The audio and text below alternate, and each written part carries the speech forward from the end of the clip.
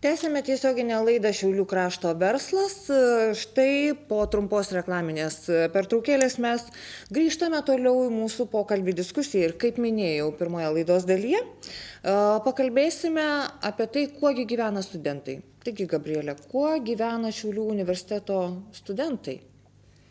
Tai turbūt dabar gegužės mėnesį jau norėtųsi gyventi vasaros nuotaikomis, bet dėja per mokslo metus, 2 mėnesiai, tai birželis ir sausis, būna, jeigu galima pasakyti, šventi studentams, tai ruošiame sesijai ir tikrai įtemptai baigiamųjų kursų studentai ruošiasi rašyti, tiksliau ruošiasi baigti baigiamosius bakalauro darbus, kas rašo kursinius darbus ir žinoma ruošiasi egzaminams, bet be visų tų darbų visada norisi ir suspėti dalyvauti įvairioje ir neakademinėje aplinkoje renginiuose.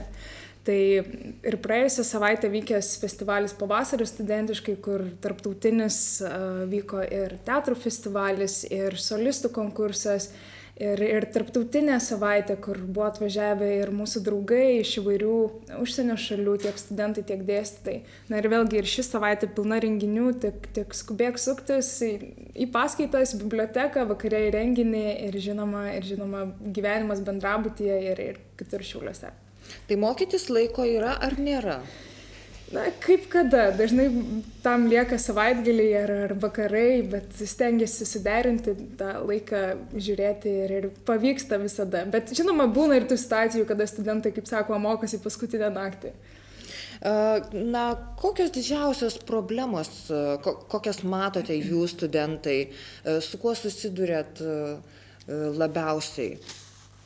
Studentai teisybę visada sako šiaip. Taip, studentai sako teisybę. Kalbant konkrečiai apie studijas mūsų universitete, studentai džiaugiasi, kad per bakalauro studijas gali gerai, neblogai atlikti praktikas įvairiose įmonėse, ten gauti įvairią patirtį. Tiek džiaugiasi tą neakademinę veiklą, bet kartais finansų klausimas, turbūt kelia didžiausią rūpestį. Dažnai norėtųsi ir didesnių stipendijų. Čia turbūt bendrai Lietuvoje tokia problema, kada tikrai, pripažinkim, iš valstybės skiriamas lėšos studentų skatinimui tikrai galėtų būti didesnės. Gaila, kad jos mažėja kiekvienais metais, mažėjant apskritai stojančiųjų skaičių į aukštąsias mokyklas. Tai vėlgi paskatintas studentas yra žymiai labiau motyvuotas negu tiesiog studentas. Tai mes ir turim žiūrovų klausimą, kokios yra stipendijos nuo mažiausios iki didžiausios. Tai kaip tik neseniai paskutinėme Senato posėdėje buvo pakeisti mūsų stipendijų skirimo nuostatai. Ir studentų apklausos rezultatai parodė, kad visgi studentai norėtų mažesnių stipendijų, bet geriau jas gautų daugiau studentų. Vis dėlto turim kažkokį numatytą kiekį lėšų stipendijoms, tai buvo nutarta tas lėšas padalinti mažesniais dydžiais, bet kad jas gautų kuo daugiau studentų. Tai skatinamosios stipendijos, kurios yra duodamos už studijų rezultatus, tai yra nuo 1 bazinės socialinės išmokos iki 2, tai nuo 130 iki 260 litų, kurios būtų mokamos per mėnesį. Taip pat yra mokamos vienkartinės stipendijos, tai yra 1 kartą per pusę metų už universiteto vardo garsinimą, už visuomeninę, neakademinę, sportinę, visą kitą veiklą universitete ir už jo ribų, tai tos vienkartinės stipendijos. Ir žinoma, tai turbūt būsimųjų pedagogų džiugi žinia, džiugi stipendija, tai yra tikslinė stipendija, kurią gauna valstybės finansuojamoje vietoje studijuojami studentai, tai yra tikslinė stipendija 400 litų per mėnesį. Tai čia yra jau už valstybės lėšų. O kokie pasiekimai, kokie džiugesiai didžiausi studentui 10-ką gauti? Žinot, kaip sakoma, atėjus dirbti, baigus studijas, nelabai kas ir žiūri į tavo diplomą, koks ten pažymys buvo. Turbūt, kiek tenka bendrauti su studentais tarpusavį, diskutuoti, vis dėlto studentai yra tie, kurie nori gauti kiek galima daugiau naudos savo pačiam ateityje, įsidarbinant apskritai, pasirengiant gyvenimui, tas pažymys tikrai nėra svarbiausias rodiklis. Žinoma, pažymys yra svarbus norint gauti stipendiją.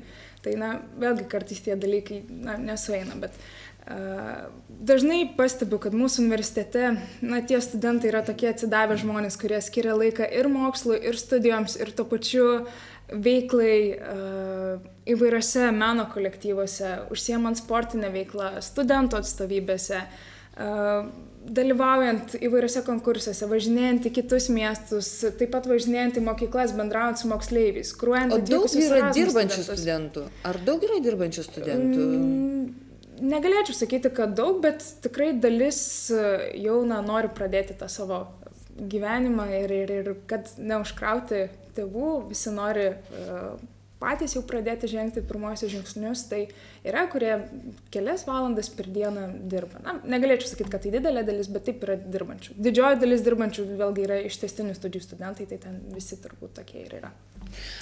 Susitinki natūralu turbūt su kitų aukštųjų mokyklų studentais, draugai, klasiokai buvę. Sakyk, kaip tu galėtum palyginti būtent Šiaulių universitetą ir kitą kažkokią aukštąją mokyklą? Ar tu matai kažkokių skirtumų, bet studentų tarpe, kai kalbatės, diskutuojat, yra kažkokia atskirtis ar nėra? Turbūt skirtumus geriausius galėčiau pasakyti, jeigu studijuočiau ir vienoje, ir kitoje aukštoje mokykloje. Dabar žvelgti, pasakyti gal yra sunku, bet tenka bendrauti ir su buvusiais bendraklasiais, vaikystės draugais, ar tarkim su studentais, kurie yra kitose universitetuose, kolegijose, studentų savivaldos. Studentai yra tokie patys. Studentai yra vienodi, studijų metai yra geriausi ir studentas stengiasi pasiimti iš jų kiek galima daugiausiai. Negaliu pasakyti, kad mes esam prastesni ir geresni už kitą kokį nors Lietuvos universitetą, bet tenka pastebėti, bendraujant su buvusiais mūsų universiteto studentais, tarkim, jie baigė bakalauro studijas, sako, pabandėm stoti magistro studijas, studijuoti kitame universitete ir nusivylėm. Sako, visai netoks bendravimas, dėstytojų santykis ir studento santykis ir su administracija atrodo iš vienos pusės sunku susitarti. Vėlgi priklauso, žinoma, tai ir nuo studento ir gal nuo to žmogaus, kuris dirba tą darbą. Bet man džiugu, kad mano universitete aš į dėstytoją galiu kreiptis kaip į draugą, aš galiu jį ir pertraukti, ir per paskaitą klausti įvairių klausimų, diskutuoti ir to pačiu po paskaitų. Tai yra tokia labai jauki ir artima aplinka. Šiaulių universitete yra nemažai ir kitų šalių studentų pagal Erasmus programas. Kokia jų nuomonė yra, koks vertinimas būtent, kai jūs susitinkate? Tai kiekvienais metais, tiksliau kiekvieną pusmetį keičiasi tie studentai. Tai atvyksta, didžioji dalis būna ir iš Turkijos, iš Pietų Europos įvairių šalių ir pagal dvišalę sutartį iš Pietų Korėjos labai nori atvykti į Lietuvą studentai. Tai jiems žinoma įdomiausia būna klimatas. Žiemos šaltos jiems labai ir sudėtingos. Jie renkasi Šiaulius turbūt dėl to, kad tai yra nedidelis miestas lyginant su jų miestais, su įvairiomis Europos sostinėmis. Ir visai neseniai atliktas tarptautinės organizacijos Erasmus Student Network tyrimas parodė, kad atvykstantys studentai į Europos šalis Lietuvą vertina vieną geriausių šalių. Tai yra labai gerai vertina mentorių darbą. Tai yra tų studentų, lietuvių studentų, kurie pasitinka atvykusius čia į Šiaulius, į Lietuvą. Tai tikrai turbūt labai gausi yra ir įvairių renginių programa suteikiama tiem Erasmus studentam. Jie labai mėgsta patys važiuoti į mokyklas, į gimnazijas ir bendrauti su moksleiviais. Moksleiviams irgi būna, kiek teko pastebėti, akys išpūstos ir klausytis. Atvažiavęs iš Pietų Korėjos studentas pasakoja, kad jis pasirinko studiją Šiaulių universitete ir jis yra patenkintas tuo. Tai tas yra labai džiugu. Aš noriu sugrįžti prie gerbiamo Pabrėžos.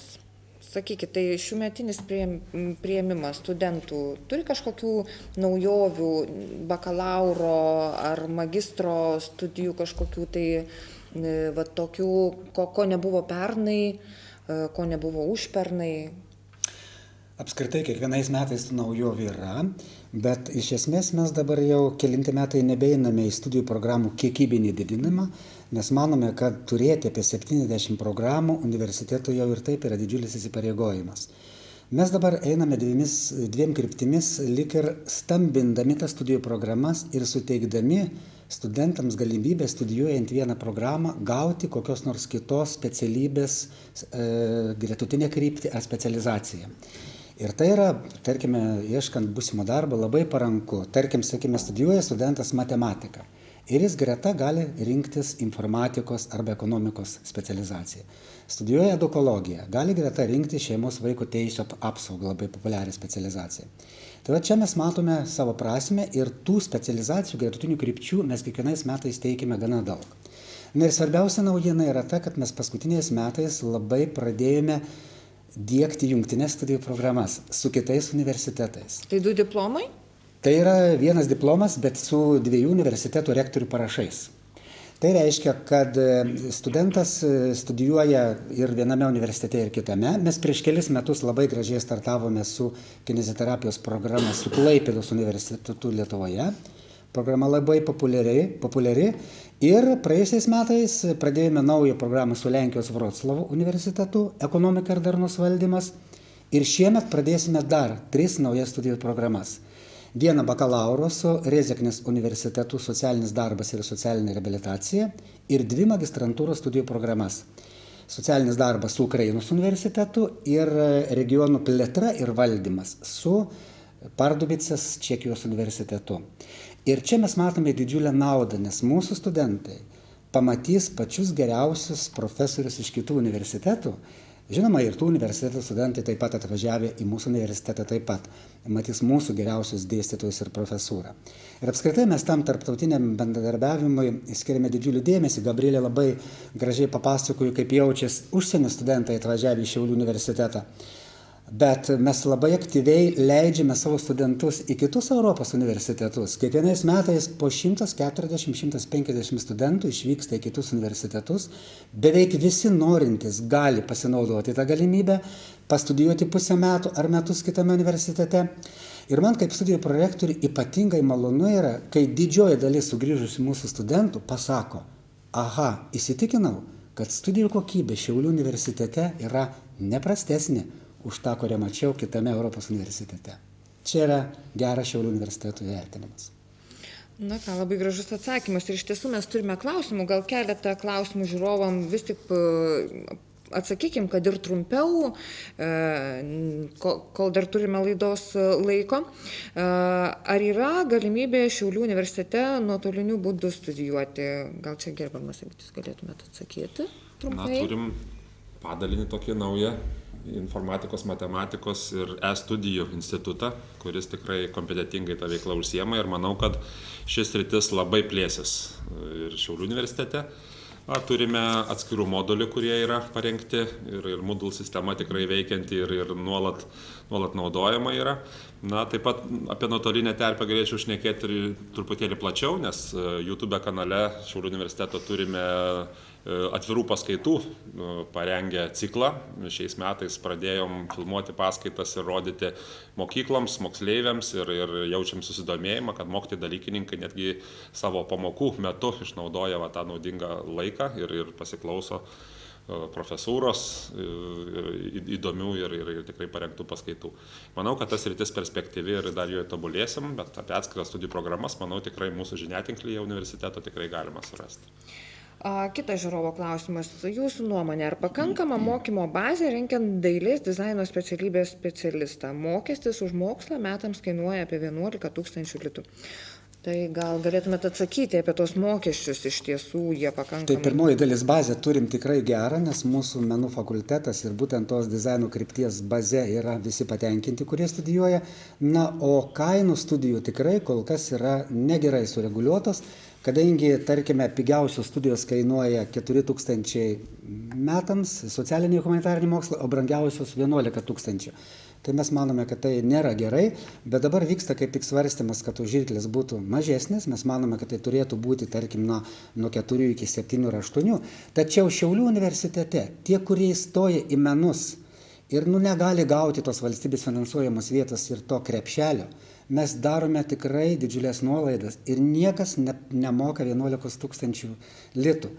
mažinam tą kainą ir 50% ir 60%, tikrai sudarom sąlygas stojančiajam studijuoti, jeigu tikrai jis mano, kad reikia tos studijų programos ir tų menų jam būtent Šiaulių universitete. Aš dar vis tik tai laidos pabaigai labai trumpai, labai noriu paklausti, nes pastarosiomis dienomis pasirodė tiek daug vertinimų apie universitetus, reitingai.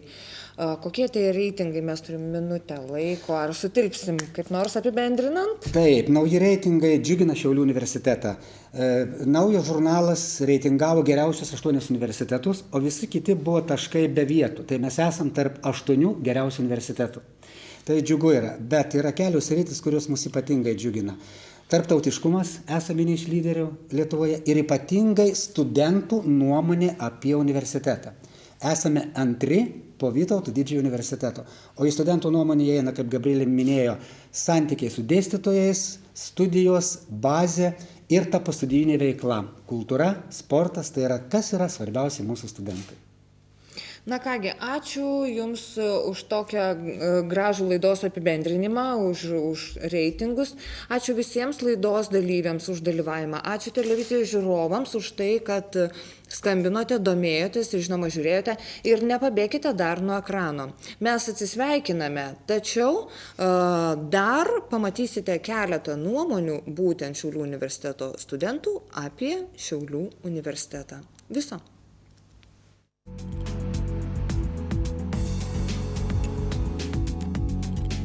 Šiaulių universitetas man kaip gyvenimo mokykla. Čia radau daugiau nei galėjau tikėtis. Šiaulių universitetas man yra būsimos mano profesijos ir karjeros vieta. Šiaulių universitetas man yra perspektyvų kalvė, nes baigiant mokslus atsiranda labai daug galimybių įsidarbinti ir jaučiuosi, kad įgaunu daug žinių. Dėstytojai kaip draugai, paprasta bendrauti. Šiaulių universiteto biblioteka viena geriausių Lietuvoje. Atvažiuokite į Šiaulius ir patys įsitikinsit.